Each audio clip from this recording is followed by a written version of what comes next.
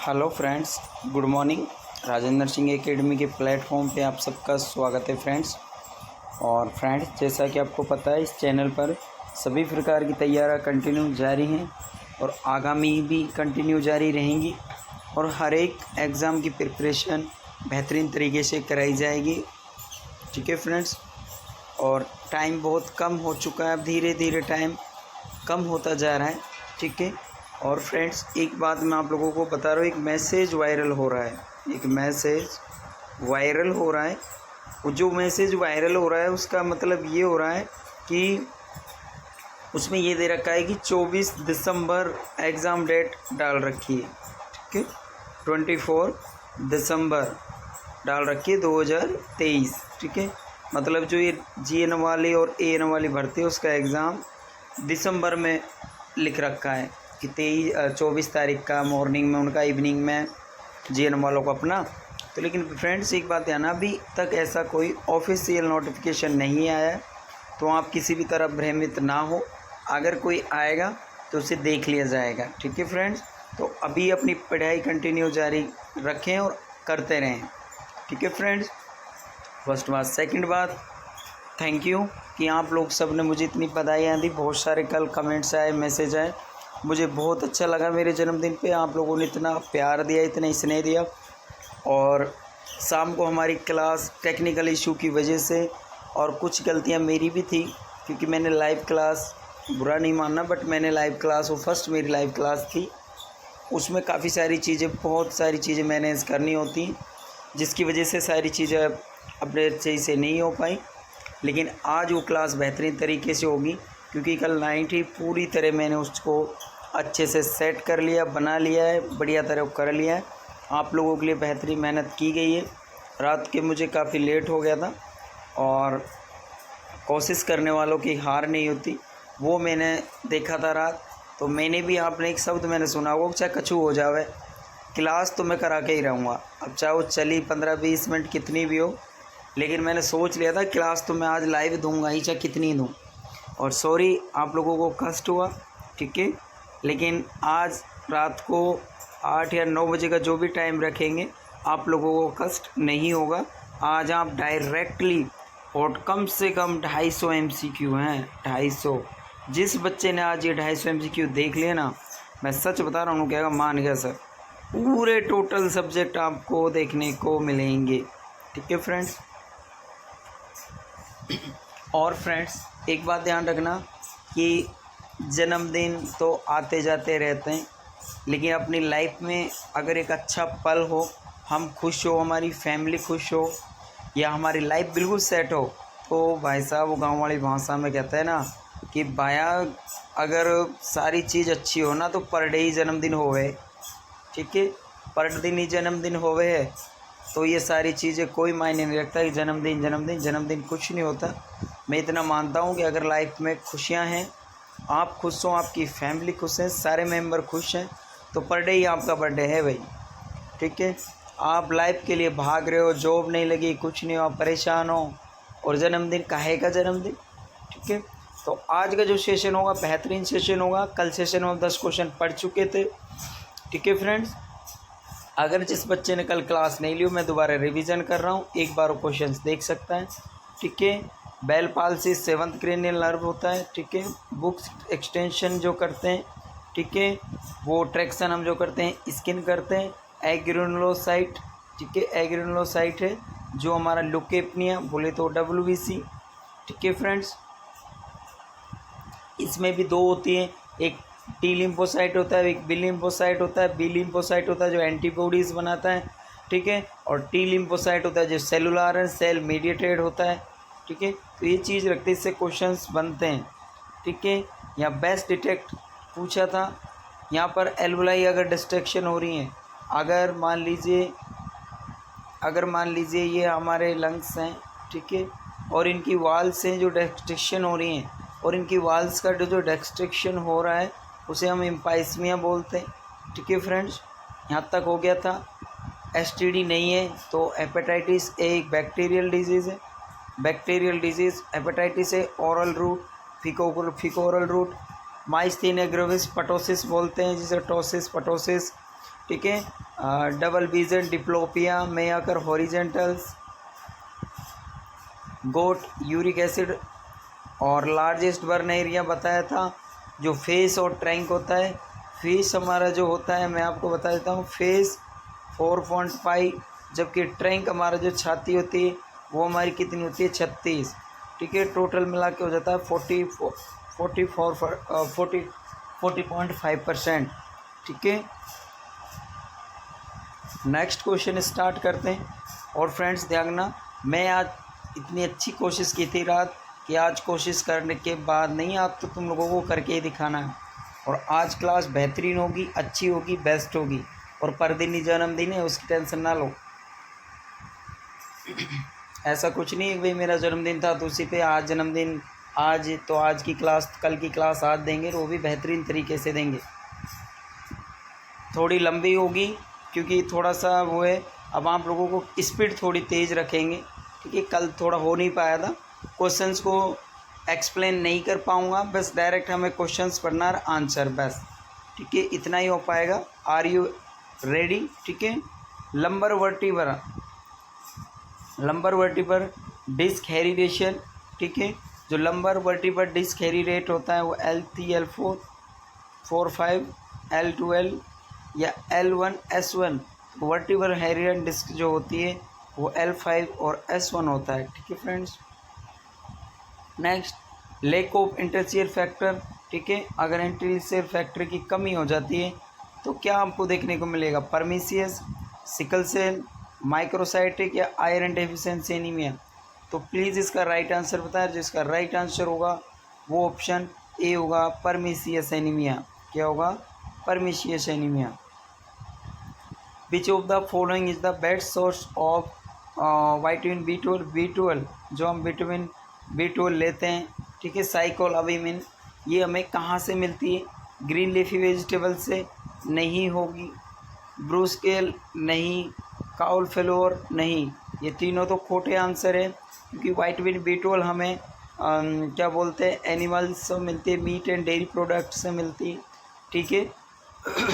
तो इसका जो राइट आंसर होगा वो ऑप्शन डी होगा, Lyme's disease produce characteristics and annular circular rashes non age, ठीक है। तो प्लीज़ बताइए, पेपुल, पेलियो, बेलो या ब्लू आइज रेसेस। जो लिम्स डिजीज जो होती है उसमें पेशेंट के ब्लूस आई रेसेस देखने को मिलते हैं। नेक्स्ट क्वेश्चन, इन क्लीनफेल्टर सिंड्रोम नॉन एज, ठीक है। मैं आपको क्रोमोसोम्स बताता हूँ, 21 शुरू से देख लेते हैं। क्रोमोसोम्स 13, 18, 21, 46 नॉर्मल, और बताते हैं, आगे भी देखते हैं। वो 1 नंबर बोले तो 13 क्रोमोसोम्स 13 को क्या बोलते हैं, तो 13 को आप अपने माइंड में अगर सेट नहीं होता है तो आप ये भी ध्यान रखो कि घर में जब हम कभी घर बनाते हैं और घर के ऊपर जो पट्टियाँ रखते हैं तो हम कहते हैं भाई आज तो तेरे घर पटाओ चढ़ेगो, ठीक है। तो तेरे घर पटाओ चढ़ेगो, तो 13 होता है पटाओ। क्या होता है, 13 पटाओ। 18 क्रोमोसोम्स कौन सा होता है, तो 13 होता है पटाओ और 18 होता है एडवर्ड्स। कौन सा होता है, एडवर्ड्स, ठीक है।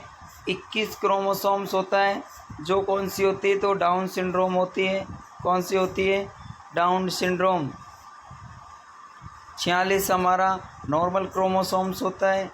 45 क्रोमोसोम्स हमारे क्या, एक क्रोमोसोम्स, इससे मिसिंग क्रोमोसोम्स के नाम से भी इसे जाना जाता है।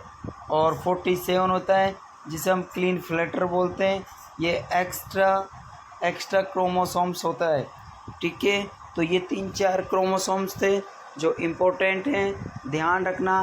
13, 18, 21, 46, 45 और 47, ठीक है फ्रेंड्स।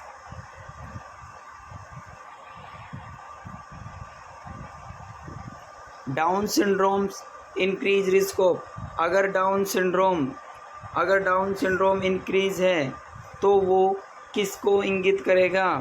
ठीक है फ्रेंड्स, लुकेमिया या हस्कर डिजीज़ या TAF या एक्सट्रोपी ऑफ ब्लैडर जो होता है हमारा उसका एक्सटर्नल इन्वायरमेंट में आ जाना, या ट्रेकियो इसोफेगियल फिस्टूला। आपने ट्रेकोइसियल फिस्टूला सुना होगा, एक डिजीज़ होती है GI सिस्टम की जिसमें आपको CCC देखने को मिलते हैं, और फ्रेथी सलाइवा। ठीक है, और हर्स्कैम्प डिजीज़, अगर बच्चा 24 आवर्स के अंदर अगर स्टूल मेकोनियम पास नहीं करता है तो उसके द्वारा होने वाली इस डिजीज़ को हर्स्कैम्प डिजीज़ बोलते हैं। और इसमें रिबन लाइक स्टूल देखने को मिलता है। तो इसका जो राइट आंसर होगा वो ऑप्शन बी होगा। Down syndrome occur due to trisomy 21, translocation या ऑल ऑफ। तो मैंने अभी बताया था डाउन सिंड्रोम मैंने अभी बताया था कितनी क्रोमोसोम्स होती, 21 chromosomes also known is the down syndrome. ठीक है, हीमोफेलिया इज एसोसिएटेड। ठीक है फ्रेंड्स, जो अपने हीमोफेलिया होता है, ठीक है, हीमोफेलिया क्या है? तो हीमोफीलिया हमारे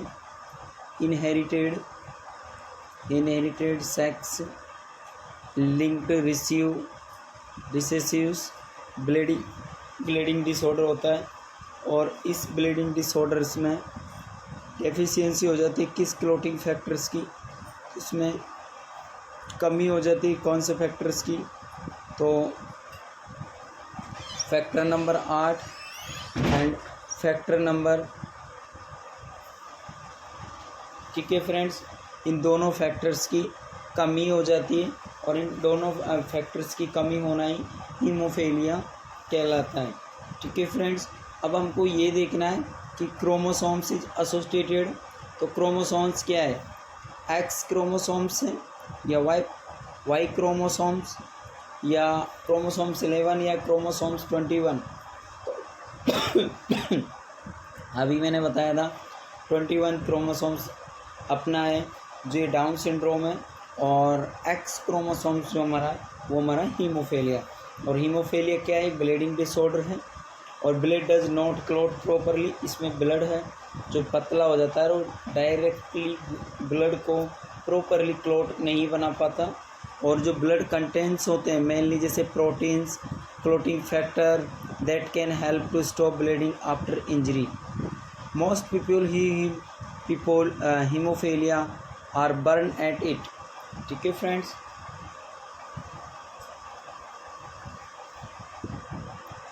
next question, rapid infusion of insulin. ठीक है, अगर आपने कोई मरीज़ है, एक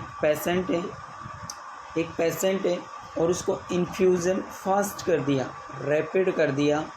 रैपिड अगर आपने फूड को फास्ट कर दिया तो पेशेंट को क्या होगा? यहाँ इंसुलिन की बात हो रही है, तो इंसुलिन अगर फास्ट करने से हाइपरकैलेमिया होगा, हाइपोकैलेमिया, हाइपरनेट्रीमिया या हाइपोनेट्रीमिया।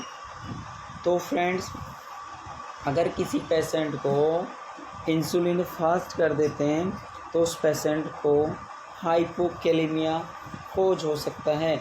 ठीक है, तो इसका जो राइट आंसर है वो ऑप्शन बी होगा। ठीक है फ्रेंड्स, अब मैं आपको कुछ इम्पोर्टेंट चीज़ें बता देता हूँ, डिजीज़, ठीक है, और उससे होने वाले एक्सपोजर सोर्स। ठीक है, अब एक्सपोजर्स ध्यान रख लेना या नोट कर लेना, जो भी जैसी सुविधा हो। Silicosis also known is the silica dust.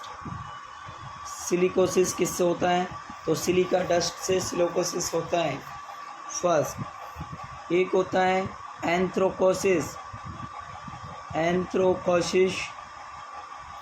तो ये किससे होगा? ये होगा कोल डस्ट। किससे होगा? Coal dust. ये इम्पोर्टेंट है, ऑक्यूपेशनल डिजीज़ हैं, ठीक है। एक होता है एस्बेस्टोसिस, एस्बेस्टोसिस, ठीक है। और ये किससे होगा, तो ये होगा एस्बेस्टोसिस डस्ट से।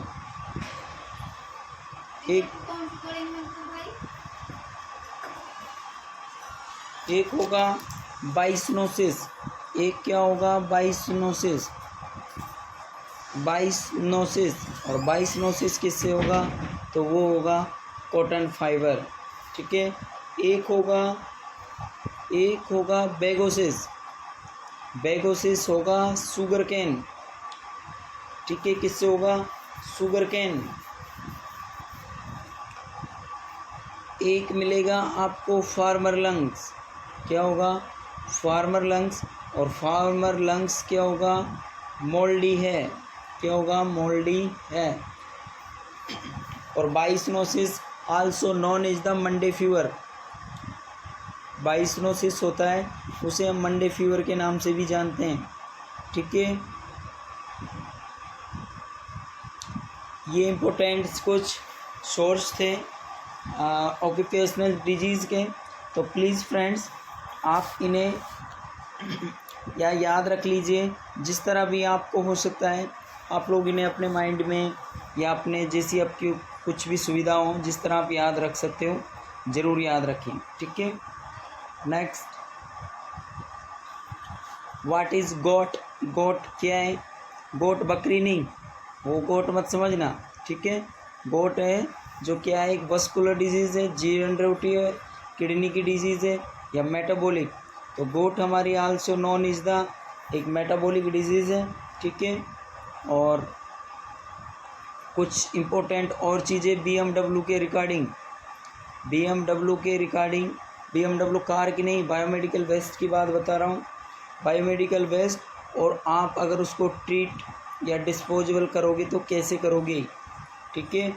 अगर ह्यूमन एनाटॉमिकल है, human anatomical waste HAW, human anatomical waste है, तो आप उसको किस तरह ट्रीट करोगे या डिस्पोज करोगे।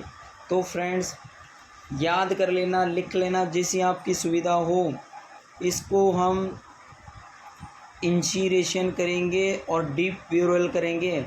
अगर आपको क्वेश्चन आ जाए कि HAW also known is the treat, तो आप वहाँ ऑप्शन आपको होगा या तो डीप ब्यूरल होगा या इंसीरेशन होगा। तो इनमें के एक ऑप्शन आपको देखने को मिलेगा, कोई सा भी लगा दो। और अगर आपको ऑप्शन दोनों दिखते हैं तो आप वहाँ फिर ऑप्शन A या B ऑप्शन ज़रूर होगा, ठीक है।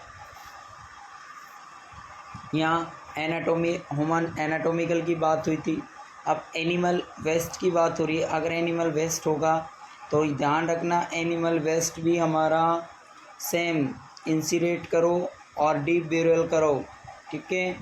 नेक्स्ट क्वेश्चन, इसी की नेक्स्ट बात, माइक्रोबायोलॉजी और बायोटेक्नोलॉजिकल वेस्ट, ठीक है। माइक्रोबायोलॉजी और बायोटेक्निकल वेस्ट होते हैं, ठीक है, जो हम सैम्पलिंग करते हैं। वो किससे आप उसको ट्रीट करोगे, तो ध्यान रखना लोकल ऑटोक्लेविंग और माइक्रोवेव इंसर्शन। लोकल ऑटोक्लेव कर सकते हो, माइक्रोवेव कर सकते हो, इंसर्शन कर सकते हो, ठीक है फ्रेंड्स। नेक्स्ट बता रहा हूँ शार्प वेस्ट। अगर कोई शार्प वेस्ट है तो आप उसको किस तरह ट्रीट करोगे, डिस्पोज करोगे, तो ध्यान रखना केमिकल ट्रीट करोगे, ध्यान रख लेना केमिकल ट्रीटमेंट करोगे, ऑटोक्लेविंग करोगे, माइक्रोवेव करोगे और म्यूटिलेशंस करोगे या सिरिंडिंग करोगे। ये आप ध्यान रख लेना, लिख लेना, जैसी आपकी सुविधा हो कर लेना फ्रेंड्स, ठीक है। सॉलिड वेस्ट है, अगर कोई सॉलिड वेस्ट है तो सॉलिड वेस्ट को आप किस तरह ट्रीट करोगे फ्रेंड। तो सॉलिड वेस्ट है उसको इंसिरेट करो, ऑटोक्लेविंग करो और माइक्रोवेविंग करो, ठीक है friends. Next, solid waste chemical कर सकते हो ट्रीटमेंट, ऑटोक्लेविंग, माइक्रोवेव, मंटिलेशन और श्रेडिंग, ठीक है फ्रेंड्स। तो ये कुछ इंपॉर्टेंट्स थी बायोमेडिकल के रिगार्डिंग। और क्या बोलते हैं ऑक्यूपेशनल्स कुछ मैंने आपको बता दिए हैं। ठीक है फ्रेंड्स, अगर कोई लिक्विड वेस्ट है, अगर कोई लिक्विड वेस्ट है तो आप उसको किस तरह ट्रीट करोगे, तो उसको केमिकल ट्रीट करते हैं। कैसे करते हैं, लिक्विड को लिक्विड मारेगा और यहाँ इस पर केमिकल डाल दो। इंश्योरेंस अस तो सैनिटरी लैंडफिल करो। और केमिकल वेस्ट है, अगर कोई केमिकल ही वेस्ट हो गया तो उसको chemical treat and secured landfill करोगे। ठीक है फ्रेंड्स, तो ये कुछ इम्पोर्टेंट थे मैंने आपको बताए। प्लीज़ आप इन चीज़ों को ज़रूर ध्यान रखें और आने वाले एग्ज़ाम में भी ये सब चीज़ें आप सबको देखने को मिलेंगी। तो फ्रेंड्स, आज का सेशन और अब तक का सेशन आप सबको कैसा लगा, प्लीज़ एक बार कमेंट सेक्शन में ज़रूर बताएं कि आज का सेशन आप सबको कैसा लगा। फ्रेंड्स, अभी जाना नहीं, एक चीज़ और इम्पोर्टेंट है जो आप लोगों को मैं बता देता हूँ। वाइटल इवेंट्स में आपको बता देता हूँ। देखो 21 पे दो चीज़ों को, एक तो डेथ और एक बर्थ, दोनों को हम 20 डे पे रजिस्ट्रेट करते हैं। क्या होगा, registration to be done within 21 पे। बर्थ और डेथ पहले हम इनको 7 डेज़ 14 दिन पे भी करते थे, 7 डेज़ भी करते थे, लेकिन अभी रिसेंटली और लेटेस्टली इसको 21 डे पे करते हैं। तो ध्यान रखना, अगर डेथ आ जाएगी कितने दिन पे रजिस्ट्रेट करते हैं तो 21 डे, और बर्थ के आ जाए तो 21 डे। ठीक है, अगर शादी हुई है और शादी को हम कितने दिन में रजिस्ट्रेट करेंगे तो 30 डेज़ पर। प्रेगनेंसी तो नो लेगलेंसी यट। ठीक है फ्रेंड्स, तो ये थे कुछ इम्पोर्टेंट चीज़ें, ये मैंने आपको बताई। ठीक है, और एक और बेहतरीन और लास्ट चीज़ कि जो टाइफाइड होता है, टाइफाइड गांव में से दाना बोलते हैं। ठीक है, ये डिजीज़ बहुत देखने को मिलती है। जो फर्स्ट वीक होता है, इसमें जो हम लैब जांच जो कराते हैं, तो फर्स्ट वीक पर हम ब्लड कल्चर कराते हैं। क्या कराते हैं, ब्लड कल्चर। आ सकता है कि क्वेश्चन कि ब्लड कल्चर कब कराते हैं। सेकेंड वीक पर हम बिडाल टेस्ट, जो आपने सुना होगा, जो मोस्टली आम कराते हैं टाइफाइड के लिए। थर्ड वीक पर क्या कराते हैं, स्टूल कल्चर। क्या कराते हैं, स्टूल कल्चर। और फोर्थ वीक पे हम कराते हैं यूरिन कल्चर। क्या कराते हैं, यूरिन कल्चर। तो फ्रेंड्स, ये थे कुछ इम्पोर्टेंट, इसे हम वर्ष्यू नाम से जानते हैं। ठीक है, ब्लड, ये अपना हो गया विडाल, ये होगा अपना स्टूल, और ये हो गया अपना यूरिन। ठीक है फ्रेंड्स, तो ये थे टाइफाइड से रिलेटेड। टाइफाइड आप मैं क्वेश्चन डाल दूँ, पूछ सकता हूँ। मान लीजिए कि सेकेंड वीक पर कौन सी कराओगे, ब्लड कल्चर, बिडाल, स्टूल कल्चर या यूरिन कल्चर, तो आपको ध्यान होना चाहिए कि ये फर्स्ट वीक होगा, ये सेकेंड, ये थर्ड, ये फोर्थ। ठीक है फ्रेंड्स, तो कुछ आज सेशंस के साथ साथ आपको कुछ 3-4 चीज़ें अलग भी बताई। तो ठीक है फ्रेंड्स, मैं भी कोशिश करता हूँ कि आप इन चीज़ों का अच्छे से ध्यान रखोगे। ओके फ्रेंड्स, टाइफाइड हमारा ग्राम नेगेटिव बैक्टीरिया होता है। ठीक है, बैक्टीरियल डिजीज़ होती है, पीप्स ऑफ वाटर आपको स्टूल देखने को मिलता है। ओके फ्रेंड्स, आज मिलेंगे लाइव सेशंस के साथ। आज किसी तरह की कोई डिले नहीं होगी, किसी तरह की कोई रुकावटें नहीं होंगी, और हम रुकावट आज आने भी नहीं देंगे। कोशिश करने वालों की हार नहीं होती। आज हम वो चीज़ बिल्कुल अच्छे से क्लियर करके ही रहेंगे। ठीक है friends, okay bye, take care, love you all friend. अच्छे से पढ़ते रहें, और थैंक यू ऑल फ्रेंड्स, इतना प्यार और इतना स्नेह दिखाने के लिए। Okay bye, take care, love you all friends.